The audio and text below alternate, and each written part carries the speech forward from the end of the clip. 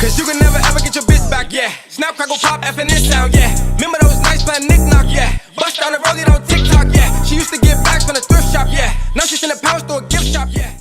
What do you feel like is the biggest like music lesson you learned early inside of your career? The biggest music lesson, to me, was that, like I just said, like no matter how you think it sound, just always remember that it can sound better.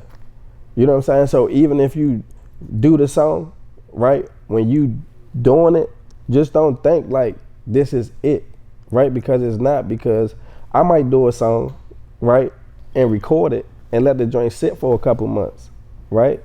And then I might go back and with it. You know what I'm saying? I might reconstruct it, change some words, put more, metaphors in it, more vowels, just to see, you know what I'm saying, if I could change the tempo, you know what I'm saying? Testing your ability.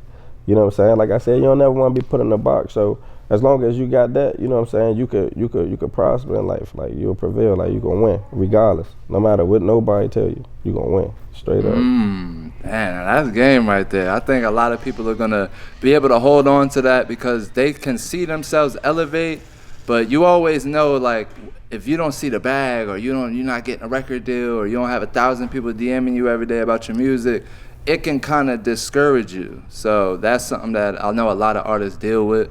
So just being able to hear that story alone, inspire a lot of people to be like, okay, well maybe I am on the right track. I just got to keep going. You got to keep going. That's it. Like, cause I mean, even if it take for somebody to tell you, keep going. But if you look around, right, it's a mirror in everybody's house. And if you're less fortunate to have a mirror, you can make one out of a potato chip bag and a Vaseline jar. You could turn it upside down and put a rubber band on it. You get what I'm saying? So you can see yourself. And you ask yourself what you really want in life.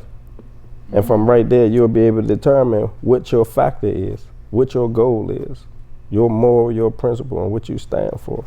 And if you can't do that, then, then you shouldn't be doing it. Absolutely. That's it.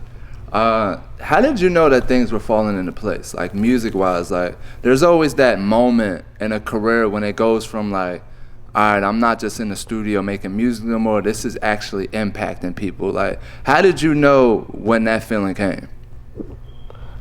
How did I know when that feeling first came? Is when my man looked at me and he said, There's gotta be a good one. Because you might not never hear it again, right? He looked at me and he said, I'm never going to tell you that you're good. And that was it. Because I never heard him say that to me before.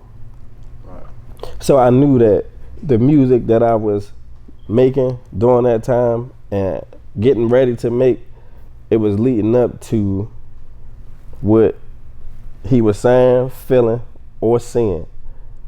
And I know one time, like, because I got a whiff of him, and I know that I make a nice song is when he pick up the guitar and start playing to it.